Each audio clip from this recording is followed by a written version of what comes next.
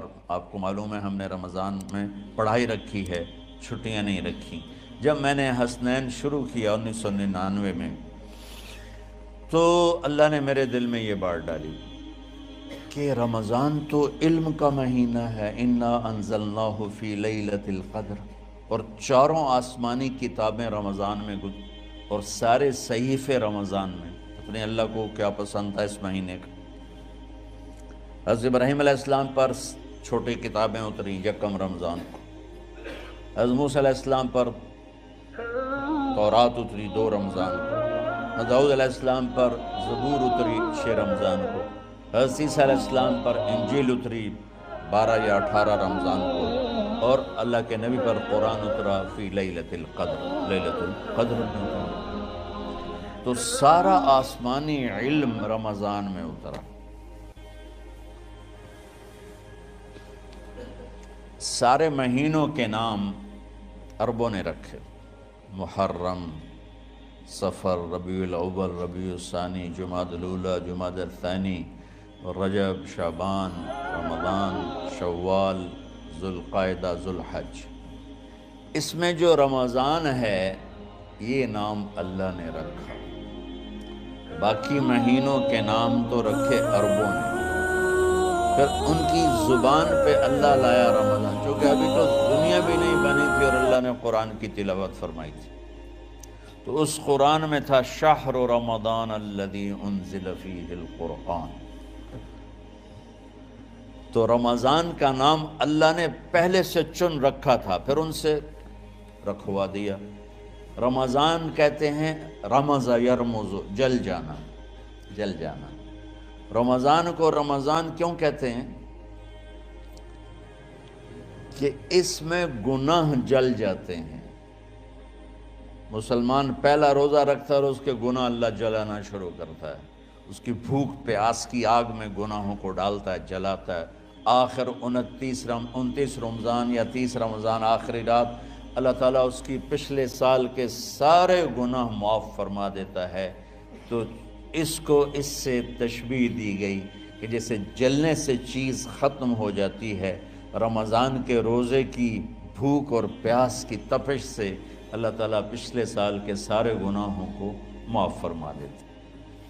تو مجھے خیال آیا اس وقت جب ابھی بالکل کزرع اخرج شطأہ تھا، ہمارے مدرسے کی مثال کزرع اخرج شطأہ، دعا کرو اللہ تعالیٰ فاستغلظ فاستوی علی سوقہ، اسے بنا دے۔ امید تو ہے کہ کچھ شکل اللہ نے بنا دی، اللہ اسے پوری دنیا میں پھیلا دے۔ میری تو تمنا ہے کہ ایک ایسی مثبت سوچ کے علماء کے اللہ میرے ذریعے سے تیار کروا دے جو امت کو جوڑنے والے ہوں، توڑنے والے ہوں۔ کتنا ظلم و ستم ہے کہ پیسے بھی لیتے ہیں اور امت کو توڑ کے چلے جاتے۔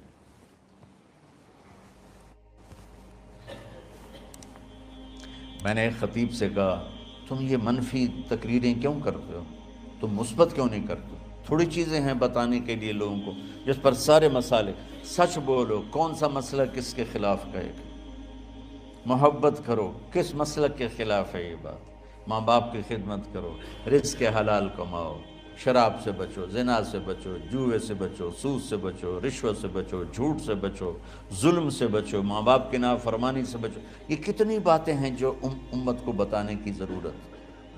کہنے لگا یہ پھر پیسے نہیں لبدے، پیسے ہی اس گل دے لبدن کہ آج تسی فلانے آندہ توا لین بجامنا، اگر میں توا نہ لگاؤں تو میں تو نہ پیسے نہیں دے میں۔ تو یہ اس وقت سٹیٹس ہے، تو کیا پیغام جائے گا؟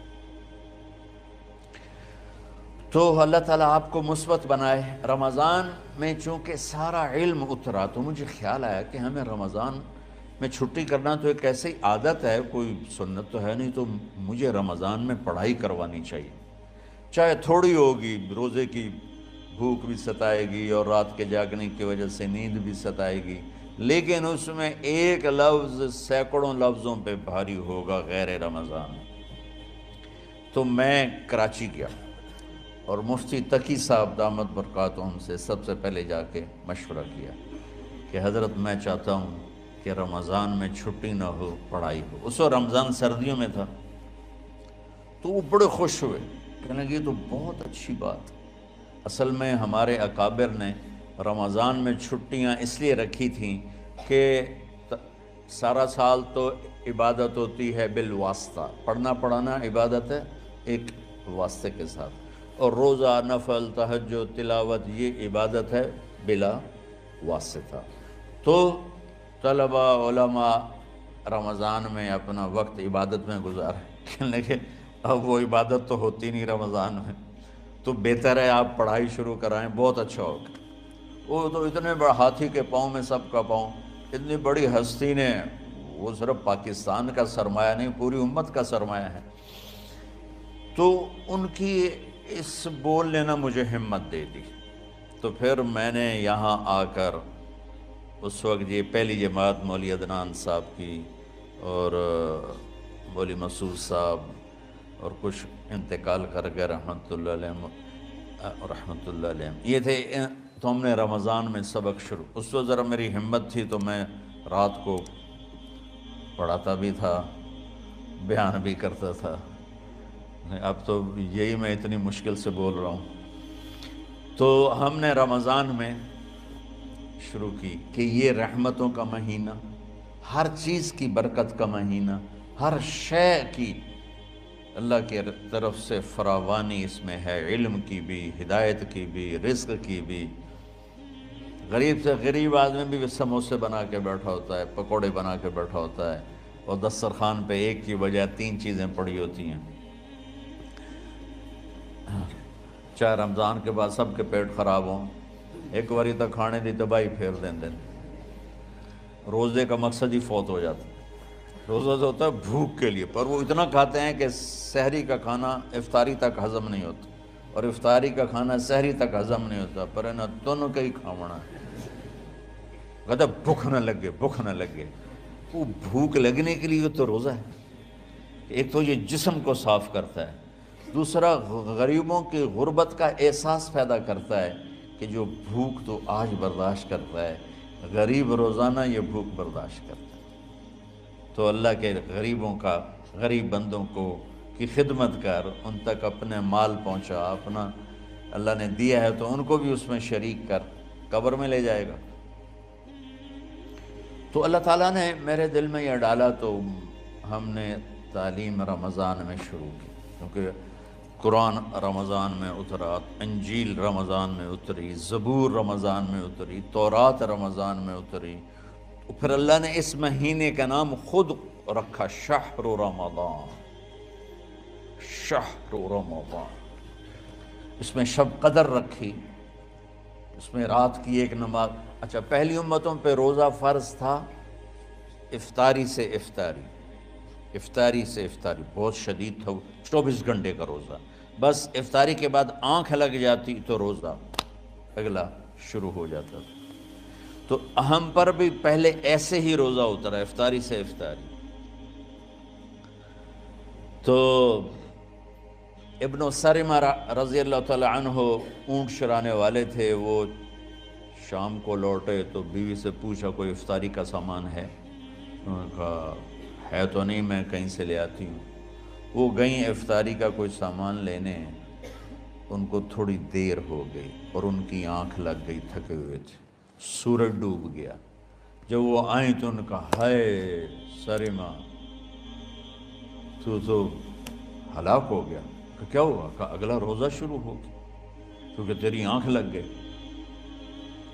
تو انہوں نے کہا چلو کوئی بات نہیں، لیکن ظہر کے وقت بے ہوش ہو گئے.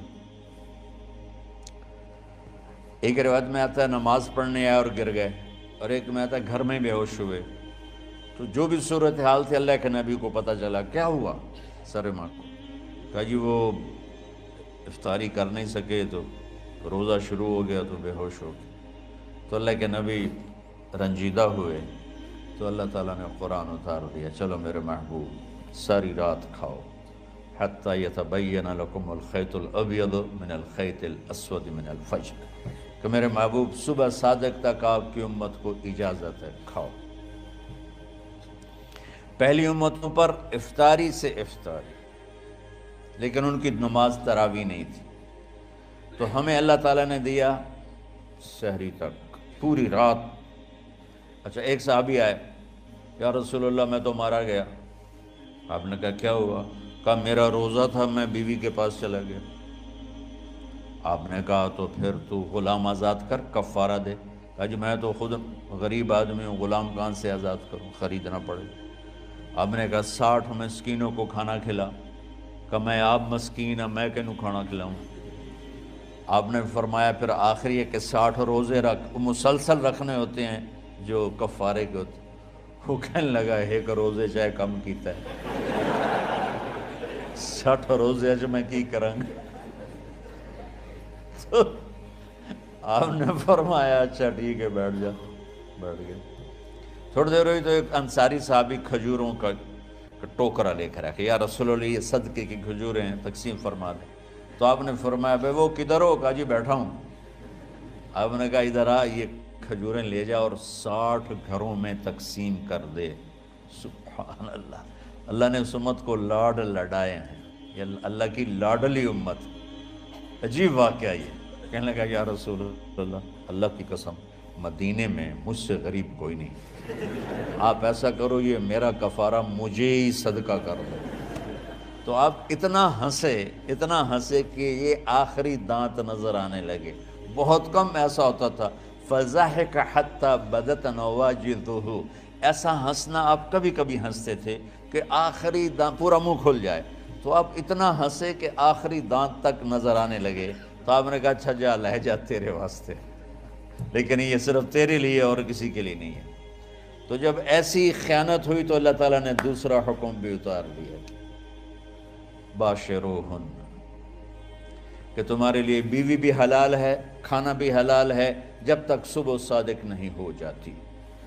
لیکن اللہ نے ہمیں ایک نماز عطا فرما دی جس کو ہم آج صلاۃ التراویح کہتے ہیں۔ میرے نبی کے زمانے میں اسے قیام اللیل کہا جاتا تھا۔ تراویح کا نام کب پڑا اس کا تو مجھے پتہ نہیں، کہیں نہ کہیں لکھا ہوگا، لیکن صحابہ کے دور میں اس نماز کا نام تھا قیام اللیل۔ اس لیے حضرت عائشہ رضی اللہ تعالیٰ عنہ کی روایت ہے جس سے 8 رکعت والے حضرات استدلال کرتے ہیں کہ رمضان اور غیر رمضان میں، اس کو امام بخاری نے قیام اللیل کا ہی عنوان دیا ہے، آپ نے 11 رکعت سے زیادہ نماز نہیں پڑھی۔ ایک ضعیف روایت میں ہے کہ آپ نے 3 دن پڑھائی نماز، یہ تو صحیح روایت ہے۔ کتنی رکعت پڑھائی؟ تو ایک ضعیف روایت میں ہے کہ 20 رکعت پڑھائی۔ اچھا ضعیف روایت سے عبادت ثابت نہیں ہو سکتی، حکم شرعی۔ تو جب حضرت عمر رضی اللہ تعالیٰ عنہ نے سب کو، اب میرے نبی کے دور میں 3 دن کے بعد آپ تو آئے نہیں کہ کہیں فرض نہ ہو جائے، تو صحابہ اپنے طور پر قرآن سنتے تھے ٹولیوں میں۔ صدیقی دور میں 2 سال وہ فتنوں میں گزرا، تو اس میں بھی اسی طرح چلا کہ ٹولیوں میں ہوتی تھی۔ حضرت عمر رضی اللہ عنہ کے زمانے میں حکومت مضبوط ہو گئی، طاقتور ہو گئے، تو ابتدائی سالوں میں نہیں، چند سالوں کے بعد اب مسجد میں تشریف لائے تو لوگ اس طرح کوئی 4 ادھر 4 ادھر 5 ادھر 10 ادھر 20 ادھر، تو کہنے لگے ان کو ایک ہی امام پہ جمع کر دیا جائے تو کتنا اچھا ہوگا۔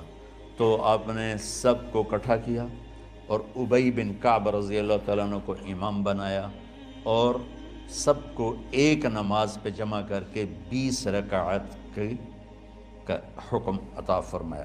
تو حضرت عمر کا یہ عمل اس حدیث کو مضبوط کر دیتا ہے کہ چونکہ میرے نبی نے کہا علیکم بسنتی و سنت الخلفاء الراشدین من بعدی، کہ میری اور میرے خلفاء راشدین کی سنت پر مضبوطی سے عمل کرنا۔ تو حضرت عمر کا جو 20 رکعت طے کرنا ہے، اگر ان کا اپنا اجتہاد ہے تو بھی ہمارے لیے عمل کے لیے کافی ہے، اور اگر ان کو یہ یاد ہے کہ میرے نبی نے 20 پڑھی تھیں تو اور زیادہ اچھی بات ہے۔ لیکن بہرحال جو 8 پڑھتا ہے ہمارا اس پہ بھی کوئی اعتراض نہیں، چونکہ وہ بھی حدیث کے ساتھ بات کرتا ہے، اور باقی پوری امت 20 پڑھتی ہے، ان پر بھی اعتراض نہیں۔ میں ایک جگہ سے گزر رہا تھا، نماز کا وقت ہو گیا، اہل حدیث کی مسجد تھی، میں وہاں نماز پڑھنے چلا گیا تو ایک بہت بڑا اشتہار لکھا ہوا تھا، 20 تراویح ثابت کرنے والے کو 5 لاکھ روپے انعام۔ کہ کس قدر بے وقوفی ہے اور کس قدر احمقانہ یہ امت کی باتیں ہیں کہ 20 تراویح، سینکڑوں سال سے امت کا عمل 20 تراویح آ رہا ہے۔ تراویح کا نام جو پڑھا مجھے یوں لگتا ہے کہ اہل مکہ، یعنی اہل مکہ جو تھے نا، وہ 4 تراویح پڑھ کے ایک طواف کرتے تھے، تو وہ آرام کے لیے ہوتا، ترویحہ آرام، تھوڑی دیر کا آرام، تو 4 تراویح کے بعد ایک طواف کرتے تھے۔ وہ چھوٹا سا طواف 10 منٹ میں ختم ہو جاتا تھا، اور پھر 4 تراویح پڑھتے تھے، پھر طواف کرتے تھے، پھر 4 پڑھتے تھے، پھر طواف کرتے تھے۔ یہ صحابہ کے تھوڑے بعد کے دور کی بات۔ تو مدینے والوں کو پتہ چلا کہ